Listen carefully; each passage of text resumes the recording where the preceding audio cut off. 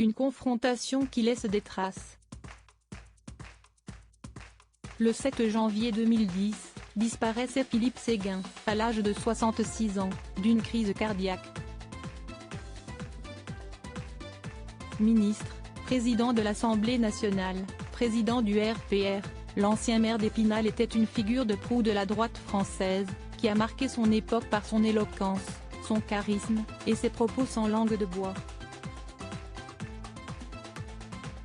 Décédé bien avant que les Français ne découvrent le nom d'Emmanuel Macron, les deux hommes ont pourtant eu l'occasion de se rencontrer, pour le plus grand malheur du futur président de la République qui s'était pris une soufflante de la part de Philippe Séguin, comme le décrit Anne-Sophie Beauvais dans son ouvrage « On s'était dit rendez-vous dans 20 ans », publié en 2018 aux éditions Plomb. En 2007, Philippe Séguin préside alors la Cour des comptes, et Emmanuel Macron travaille à l'Inspection générale des finances, âgé d'à peine 30 ans.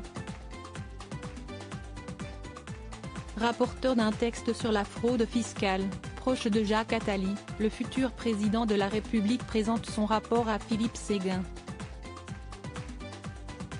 Anne-Sophie Beauvais, à qui un collègue d'Emmanuel Macron, nommé Alexandre, a relaté la scène, raconte « Il s'est fait allumer par Séguin », écrit-elle, l'accusant de ne pas avoir assez bossé son sujet. L'ancien président du RPR reproche à Emmanuel Macron la mauvaise qualité du rapport, et va jusqu'à lui demander de le retravailler. L'auteur poursuit, il n'est pas faux qu'Emmanuel Macron n'avait pas suffisamment travaillé son sujet, mais cela ne justifiait pas non plus une telle colère.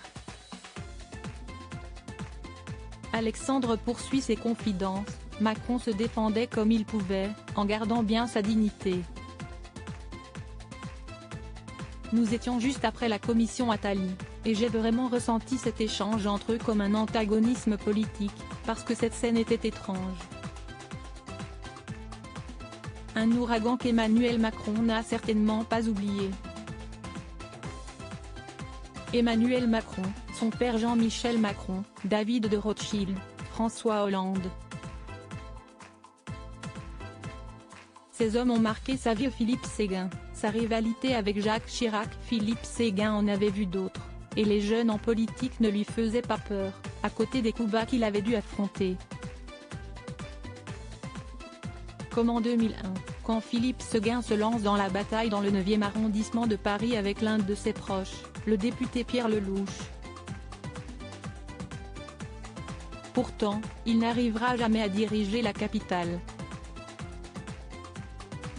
Jacques Chirac ne veut pas voir monter le héros du non au traité de Maastricht et ancien maire d'Épinal.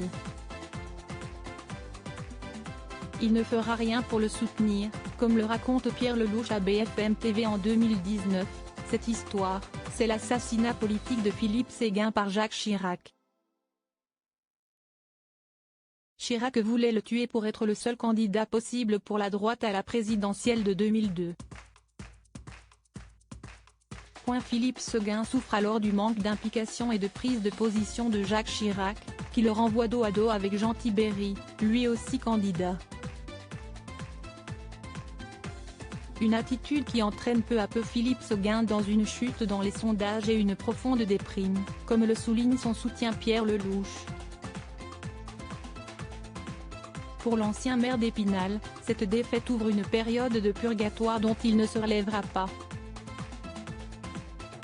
Crédit photo, Stéphane Le Mouton.